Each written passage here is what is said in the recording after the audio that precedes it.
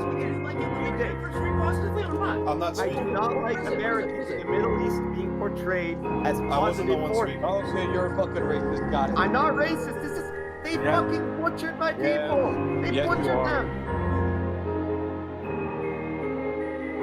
This is the worst Transformers 1 review that I've ever seen. It's impressive how bad a lot of these criticisms are, and I've seen their Batman Begins review. With that said, let's discuss this review. 1 hour and 44 minutes of incredibly uncompelling agitational neoliberal propaganda, awful celebrity voice acting, Brian Tyree Henry innocent, bad art direction, and really shoddy writing with some of the worst 2020s Gen Z humor I've had the displeasure of seeing.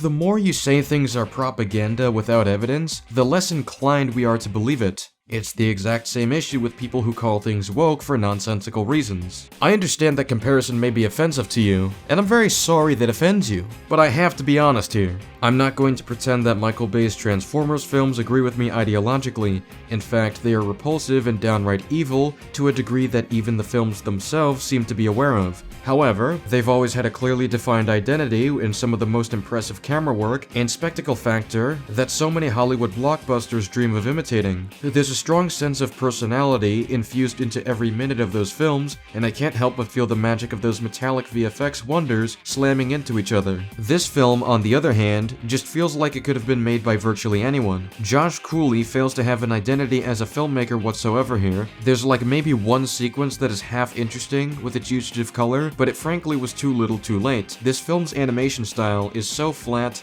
ugly, and frankly dispossessed of any of the gravitas that Bay's films or the original animated series and films had with these characters. Okay, go ahead and remake the film if it's so easy. I'd love to see you try.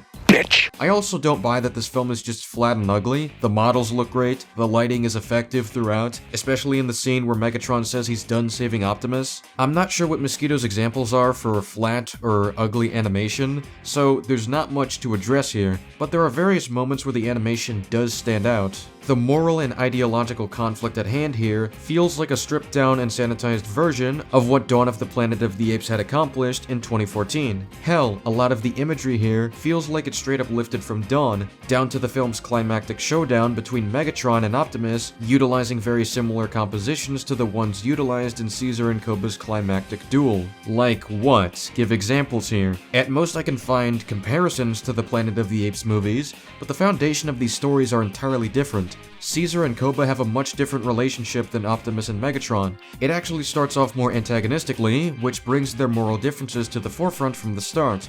Transformers 1 has a different story structure, so it builds up to that as the plot develops. Megatron also doesn't frame any events to justify his actions, whereas Koba does that to justify war. Megatron is more open and honest about himself and relies on justifications rooted in reality.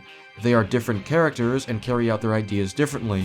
Even if I were to entertain this film's ideological worldview and try to engage with it the way the writers likely intended, Optimus' counterbalance to Megatron's decisions and trying to believe wholeheartedly in liberal pragmatism feels incredibly unearned and dissatisfying for a film this centered around class struggle. Reeves had the wisdom with Dawn of the Planet of the Apes to at least recognize that liberal pragmatism is a worldview that is based in a lie. It's hopeless and plays into the film's central thesis. Here, however, liberal pragmatism is validated in a way that doesn't really address any of the original issues that were raised in the first place. You what? The original issue was that the entirety of Cybertron was being deceived into helping a fascist who killed their protectors, allowing for long-term manipulation to keep them in tyranny. Refusing to enable this and recognizing where the path to tyranny begins is how Optimus stands up to Megatron's rampage at the end. What else did you want them to do? They showed what happens when fascist tendencies are enabled and why recognizing them early on is crucial in avoiding it. Bitch. I frankly do not for the life of me understand what people see in this film. Keegan-Michael Key's Bumblebee is a candidate for the most needlessly annoying character of the decade. Not great, should have had more Agent Simmons. Notice how no examples of propaganda are given. The claim is made without any evidence or reasoning. Where is the evidence? And this is enough to give this movie a 1 star? Yes. And Spider-Man 3 of all movies gets a 5 out of 5? Ridiculous. Apply yourself. Dad! That's all for now. Let me know your thoughts below. Check out some of my other response videos and subscribe if you enjoy them. I'll see you all later. Goodbye. this motherfucker, FouseyTube. Fuck every single person that fucking watches him. Fuck all of his goddamn fans. Every fucking last one of them. Greatest fucking family on YouTube. More like the fakest fucking family on YouTube. The fakest motherfucker in this industry. FouseyTube is a straight up bitch. Fuck him. Fuck anybody that collaborates with him. Fuck anybody that's friends with him. Fuck anybody that watches him. Fuck anybody that follows him. Fuck anybody that supports him. I'ma burn this motherfucker to the ground. Can I get an amen?